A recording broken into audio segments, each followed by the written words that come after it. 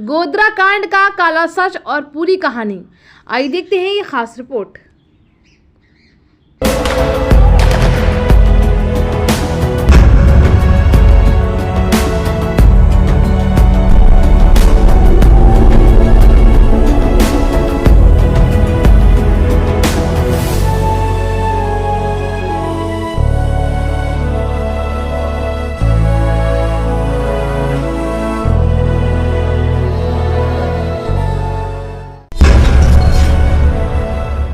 मेरा एक ही संदेश है कि वो राजधर्म का पालन करें।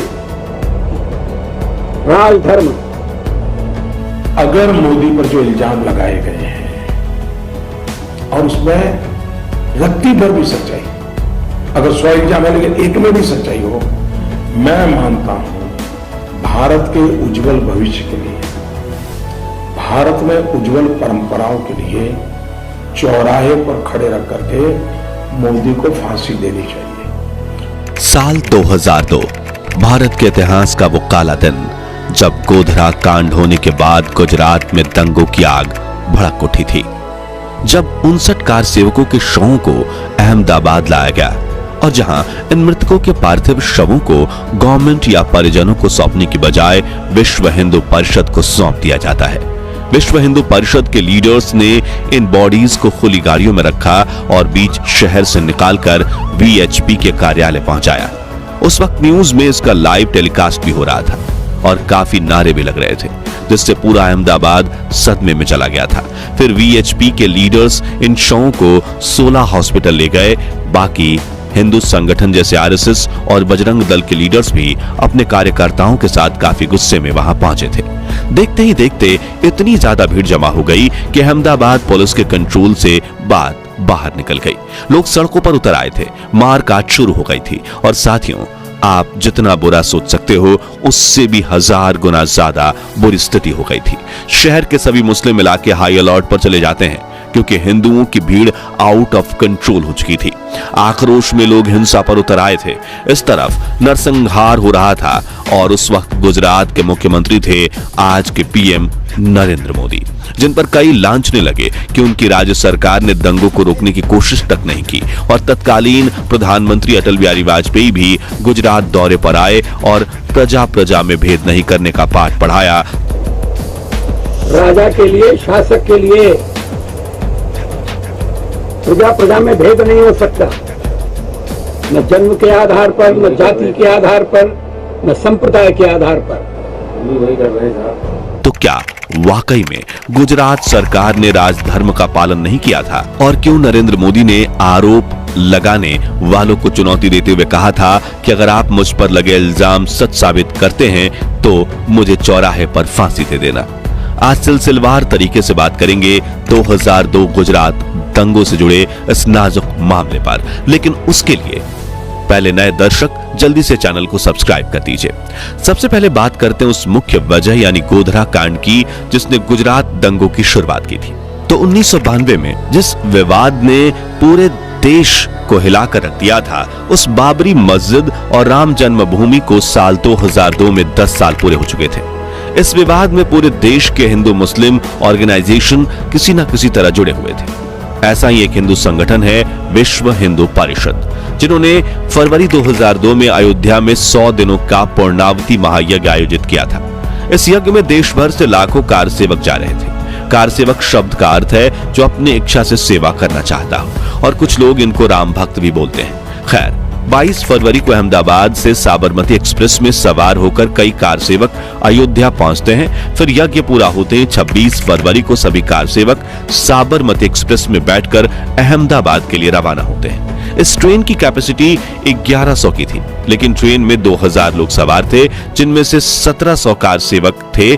जांच रिपोर्ट्स बताती हैं कि इस ट्रेन में जो S5 और S6 कोच थे, उनमें सबसे ज्यादा कार सेवक थे। और अगले दिन इन डब्बों में जो होने वाला था वही आगे चलकर गुजरात दंगों का मुख्य कारण बना। आगे बढ़ने से पहले आपको एक बात और बता दें कि इस पूरे वीडियो में हम सिर्फ वही बोलेंगे जो इन्वेस्टिगेशन रिपोर्ट्स में बताया गया है या फिर उच्च स्तरीय न्यूज एजेंसीज द्वारा पब्लिक प्लेटफॉर्म पर पब्लिश किया गया है, और हम पूरी तरह से निष्पक्ष रहेंगे। खैर 27 फरवरी के दिन सुबह 7:30 बजे साबरमती एक्सप्रेस गुजरात के गोधरा जंक्शन पर पहुंचती है, जहां से अहमदाबाद 2 से 2.5 घंटों की दूरी पर ही था और ट्रेन पहले से ही काफी लेट थी, तो वो जल्दी से अहमदाबाद की तरफ चल देती है। लेकिन अचानक से ही किसी ने ट्रेन की चेन खींच दी, क्योंकि पीछे कुछ कार सेवक छूट गए थे। इसके बाद ट्रेन चल देती है, मगर सिर्फ 1 किलोमीटर बाद दोबारा से एक बार नहीं बल्कि कई बार चेन खींची जाती है, मगर इस बार किसी के छूटने की वजह से नहीं, बल्कि एक अग्निकांड की वजह से, जिसने अगले 3 दिन तक गुजरात को जलाया था। अब चैन खींची गई तो यह कंफर्म है, जिसकी पुष्टि ट्रेन चला रहे ड्राइवर ने भी दी थी, और इन्वेस्टिगेशन के दौरान जितने भी मैकेनिकल डिवाइसेस थे उसमें भी यह कंफर्म हुआ था। तभी ड्राइवर और अन्य यात्रियों ने देखा कि बोगी नंबर S6 में आग लग चुकी है, जिससे उसमें मौजूद 22 पुरुष और 27 महिलाएं और 10 बच्चे समेत कुल 59 लोग जलकर राख हो गए हैं। लेकिन यहां सवाल उठता है कि आग लगी या लगाई गई, और आग लगाई गई तो किसने लगाई। इसे लेकर गुजरात पुलिस की कुछ इनिशियल रिपोर्ट्स ये कहती हैं कि जैसे ही ट्रेन रुकी तभी आसपास के गांव से 2000 से भी ज्यादा मुसलमान पटरी पर उतर आए और उन्होंने उस बोगी पर पत्थर मारा, और फिर इसकी वजह से कार सेवकों ने बोगी के दरवाजे अंदर से बंद कर दिए। तभी बाहर मौजूद गुस्से से आग बबूला हुए मुस्लिमों ने बोगी पर बड़ी संख्या में पेट्रोल बम फेंके, जिससे बोगी में आग लग गई थी।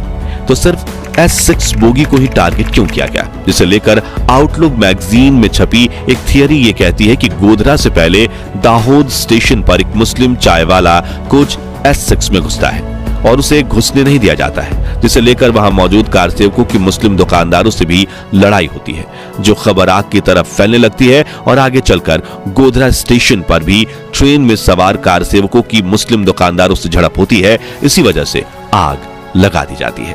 वहीं एक थियरी ये भी कहती है कि गोधरा कांड करने के पीछे पाकिस्तान की ISIS का भी हाथ है। उस एरिया में उनके जो स्लीपर सेल थे जो पाकिस्तान से आए थे, उन्होंने जानबूझकर ये सब चीजें करी ताकि वहां का माहौल खराब हो। हालांकि इस हादसे को लेकर कहानियां तो और भी हैं, लेकिन इन दोनों मुद्दों को CM PM या फिर इन्वेस्टिगेशन टीम जो थी उन्होंने ऑन रिकॉर्ड या फिर कहीं ना कहीं बोला है। लेकिन यहां एक सवाल यह भी था कि चलती ट्रेन को रोकने के लिए चैन पुलिंग क्यों की गई होगी, जिसे लेकर एक पहलू यह कहता है कि ट्रेन पर हमला करने वाले टोली का ही कोई शख्स ट्रेन में सवार हो, जिसने सही स्पॉट आते ही चैन खींच दी हो। वहीं इस मामले की जांच करने वाली कंसर्न सिटीजन ट्रिब्यूनल ने इसे लेकर दूसरा पहलू भी दिया। हो सकता है कि S6 बोगी में पहले से ही आग लग चुकी हो, जिस वजह से किसी यात्री ने चैन पुलिंग करके ट्रेन रोकी हो। साथ ही उन्होंने ये भी कहा कि शायद ट्रेन में बाहर से कोई ज्वलंत पदार्थ नहीं फेंका गया, क्योंकि अगर ऐसा होता तो ट्रेन की बाहरी हिस्से नीचे तक जले होते, मगर S6 बोगी का बाहरी हिस्सा सिर्फ खिड़की तक जला हुआ था।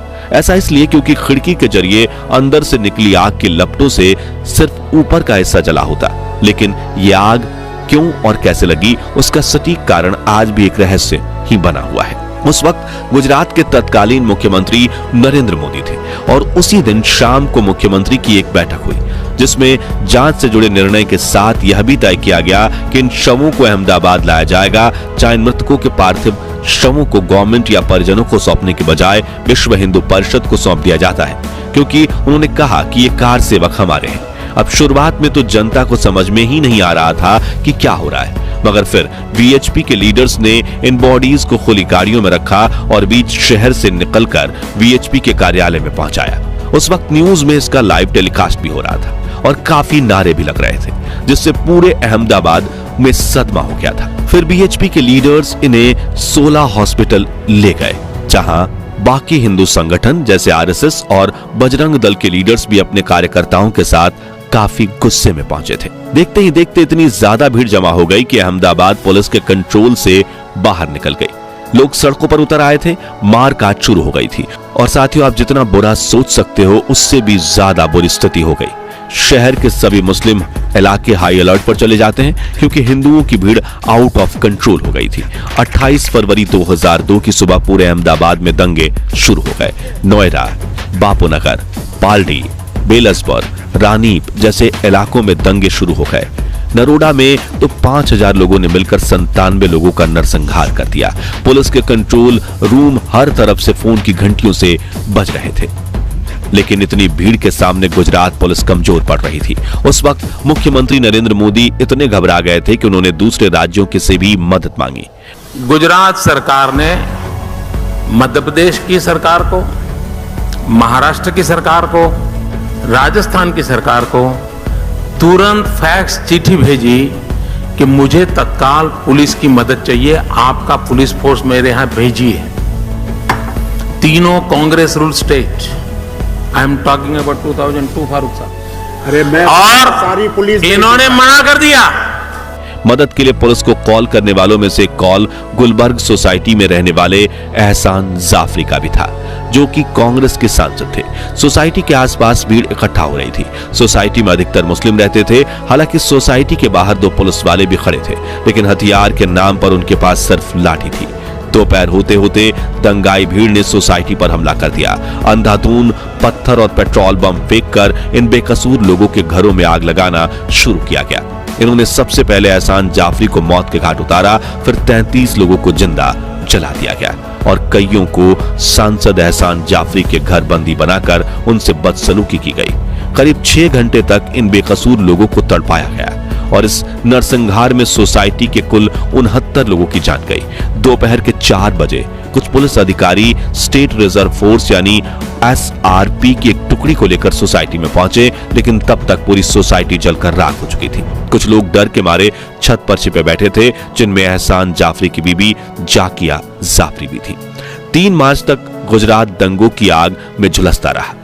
अहमदाबाद, गांधीनगर, मोडासा, हिम्मतनगर, महसाना, गोधरा, बडोदरा, राजकोट और सूरत समेत कई शहरों में मुख्य रूप से दंगे हुए और हजारों लोग मारे गए और घायल हुए। ऑफिशियल आंकड़े तो कहते हैं कि इन दंगों में 790 मुस्लिम और 254 हिंदू मारे गए, लेकिन अनऑफिशियल रिपोर्ट्स के मुताबिक ये आंकड़े 2000 के भी पार थे, जबकि लाखों लोग विस्थापित और बेघर हो गए।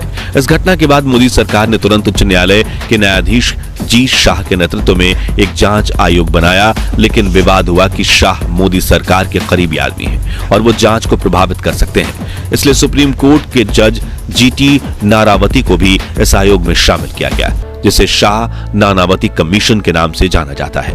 कुछ दिनों बाद देश के प्रधानमंत्री अटल बिहारी वाजपेयी गोधरा पहुंचकर घटनास्थल का जायजा लेते हैं और शाम की प्रेस कॉन्फ्रेंस में साथ बैठे नरेंद्र मोदी को राजधर्म का पालन करने की सलाह दी।